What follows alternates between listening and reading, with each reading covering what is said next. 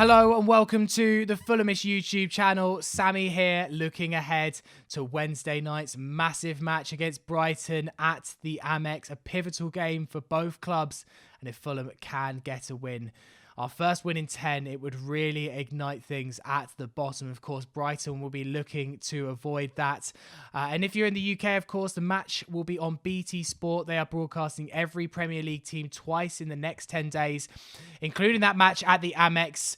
With BT Sport's monthly pass, Fulham fans will be able to watch Brighton versus Fulham, Fulham versus Leicester, and everything else on BT Sport. That's for the next 30 days for just £25 with no contract. If you want to sign up, the link is in the description. And here to discuss that match with me today, I've got a Brighton fan, Scott McCarthy from We Are Brighton. How you doing? Yeah, not too bad, thank you. How are you? Yeah, fine, thank you. Nervous for Wednesday's game, of course. Fulham coming off the back of a heavy FA Cup defeat. But for you guys on Saturday, you picked up a 2-1 win against Blackpool. Before that, you won against Leeds. It's not been the easiest few months for you, but surely Brighton fans and Graham Potter must be pretty pleased with 2 wins in a row, particularly that win up at Ellen Road. Yeah, we sort of... It's been a bit of a weird season, really, because we started off playing relatively well, but results weren't really matching performances, and nothing summed that up better than when we played United at home, the game where they got awarded their 97th minute penalty after the final whistle, and we hit the woodwork 5 times. And there was sort of a school of thought around September, October time that, okay, we're playing really, really well and results will come, but there was always a danger that it would go the other way. And if you don't pick up results when you're playing well, what happens when you start playing badly? And that's sort of what happened through November and December. And, you know, it looked at one stage like we were going to get dragged into the relegation battle, properly into it, as in the actual relegation zone. I mean, Sheffield United came to the Amex and they played for an hour with 10 men, and it was only an 84th minute equaliser from Danny Welbeck that spared us the total embarrassment of becoming the first team to lose to them all season. And sort of that was sort of the low point, really. And since then, Potter's changed the way we play a little bit. So whereas before we were registering, 60% possession every game, now we're having less of the ball, but we're doing more with it. And we went to Man City, we played really well up there, and we're unfortunate to lose 1-0. And then, like you say, the Leeds game, we went to Leeds and it wasn't sort of a Potter performance in that, we didn't dominate, we didn't play all this nice football, but we just battled and dug in. And ultimately, that's what we're going to have to do from here on in to stay up. And it's certainly given everyone a lift after a few very concerning months.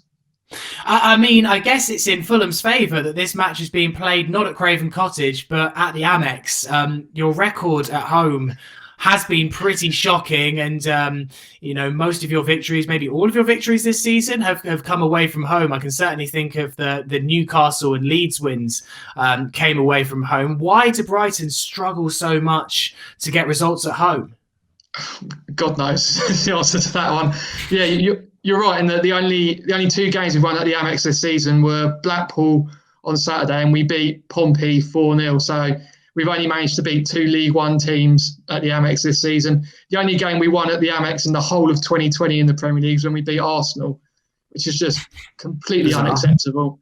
But I think sort of the one good thing that has come out of playing behind closed doors is that if we had gone on a run like that in front of fans, I think the pressure and the against Potter would have been absolutely insane, because you can't expect people to be paying 40 quid a match to turn up to 18 games and see 1 victory. So it's worked out well for him in that it's given him a bit of breathing space, and that, because that's what he needs. He's a young manager who's learning the game, who's developing, and if he learns from his mistakes, he'll get better. And obviously in the Premier League, it's very rare that you get that opportunity. Yeah, I mean, I guess he's maybe been given some leeway by the situation. I mean, Brighton have some very talented players. Neil Maupay is a player that has often enjoyed scoring against Fulham in the past for our rivals Brentford. But I just want to ask you about Yves Bissouma, not just because he scored an absolute worldie on Saturday against Blackpool, but there's a lot of talk about him potentially going to a bigger club. And I was saying to you before we started recording this, I feel like there's a lot of similarity with Andre Frank Zambo Anguissa, not just in the way they play, but also, a player playing for a team in the lower half of the Premier League that looks destined to go on to bigger and better things. Do you think this is the last season that you see at Bissouma, whether you stay up or not? Yeah, I'd be absolutely shocked if he's with us beyond the summer. I mean, he's one of those players where you think you wouldn't want him to go because it's taken us. I mean, we signed him in the summer of 2018 and he was pretty raw. He was a 21-year-old and he was always going to need, sort of kid glove treatment, get him used to England. And Potter's worked fantastically with him because when he first arrived, he was, he didn't want to do the defensive work. He had a bit of an attitude about him. Now he's one of the best defensive midfielders in the Premier League. And that's as a result of the work that Brighton have put in. And it's obviously a shame when, you put in all that work and within a year, that player's disappeared, but he deserves to be playing Champions League football. I think the only potential sticking point is a club will look at him and think, okay, for what he does in the lower half of the Premier League, like a United or a Liverpool, we're happy to pay 40 million, 50 million for him, but nothing more. But when you look at what he's worth to Brighton, because he could be the difference between staying up and going down, he's a 100 million pound player for us, and it's finding that sort of sticking point. Whereas we need the sale to justify it for us to say, okay, we're losing our best player, and a buying club has to not be paying what they think is over the odds. It's sort of similar with Zaha at Palace, really, in that every summer Palace slap a £100 million price tag, and everyone goes, that's mad, he's not worth it. But he single-handedly keeps them up every year, and with the broadcast money and everything else, to them, he is worth that. So what's the importance that Brighton fans are placing on this game on Wednesday? Obviously, every game in the Premier League is important. I think Fulham fans are really geared up for this match against Brighton because I think we see this as a way to try and bring you back into that relegation mix.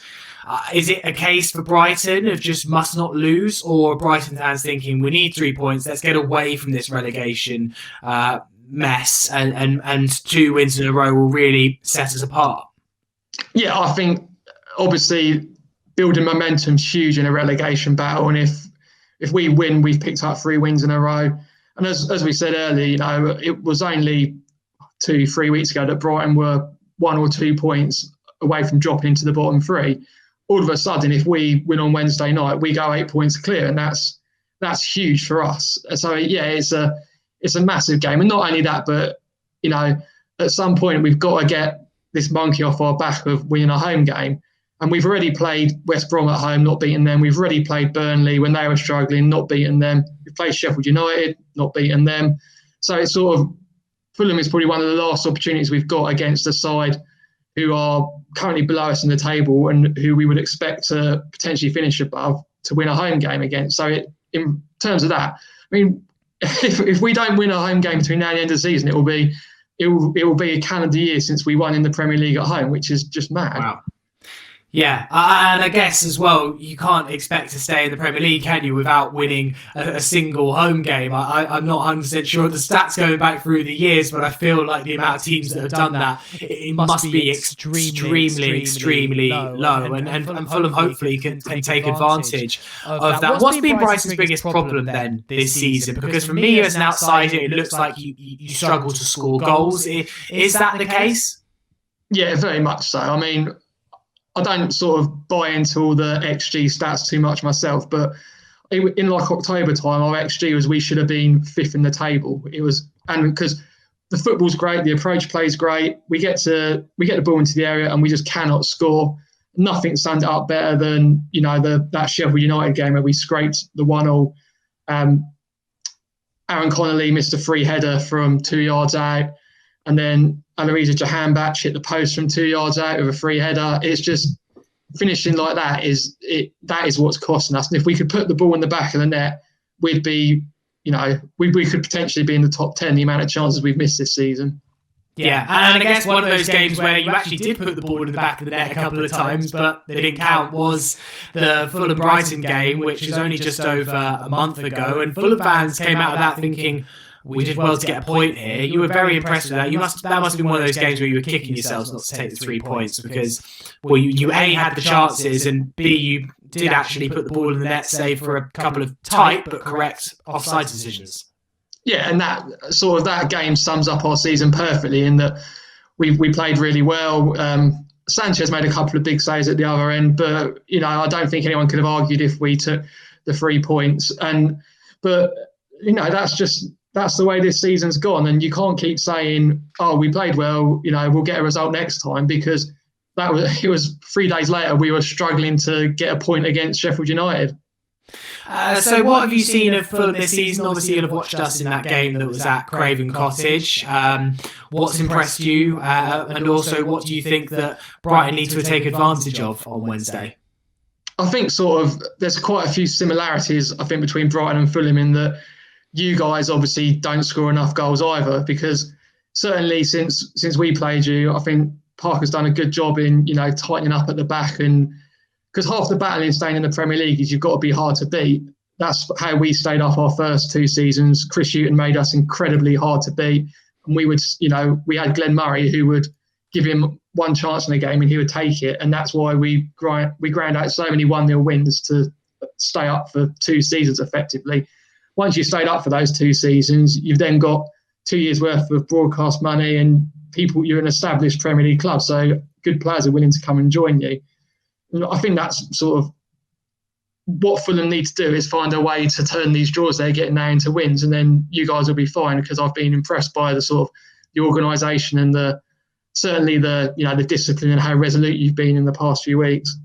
Yeah, I think Fulham's form in terms of performances in the last few weeks has been really impressive, but just haven't been able to turn it into clear-cut results. But I think the club know that, but you can look at performances and be like, yeah, they're great, but if you draw game after game after game because you can't score the goals, and you're completely right, Brighton had that goal scorer in Glenn Murray, and we thought we had that goal scorer in Mitrovic, but it just hasn't worked out this season for a number of factors, and fingers crossed he can find a shooting boot soon, but can't be too sure. So Scott, put your neck on the line. How do you see Wednesday going? What do you think the score will be?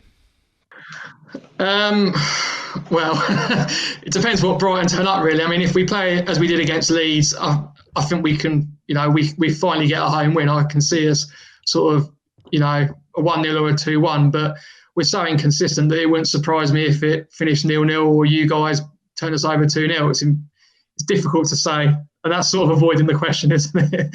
Slightly. I'm hopeful that Fulham can turn it around in this one. I think that Parker will really have been angry with today's FA Cup performance and will be asking for a lot better. And it's been a long time since a Fulham win, and we do desperately need one. So I'm going to go for a tight 1-0 win, but I think it's going to be a really ugly match, and I don't think there's going to be too many goals in it. Maybe not one for the neutral, but definitely one for Fulham and Brighton fans to tune in to on BT Sport. Scott, thank you for chatting to Fulhamish.